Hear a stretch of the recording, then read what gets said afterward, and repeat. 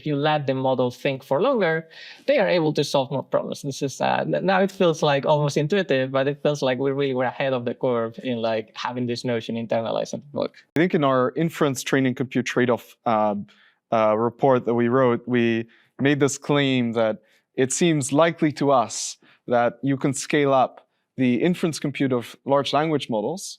And we said that it seemed plausible or likely to us that you can scale up inference compute by 2 orders of magnitude and get the equivalent performance gain of scaling up your pre-training compute by say 1 order of magnitude. And I think, say, the release of O1 has really validated that point.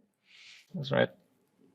I guess another thing I would point out is that the basic picture of compute data and algorithms, I think if you took that picture back to the 1980s or 90s, I don't think people would have really disagreed with you. And I think the important surprise, maybe, is that all the parts of this equation, maybe most importantly, the algorithms part, I think that was the part people really had serious doubts about, also basically turns out to grow smoothly and relatively predictably.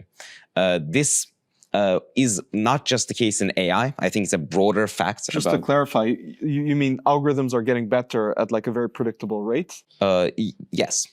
You can imagine a world in which for 10 years there's very little algorithm progress. And then in 1 year, some team or some lab makes a critical discovery, and then suddenly models are 100 times more efficient.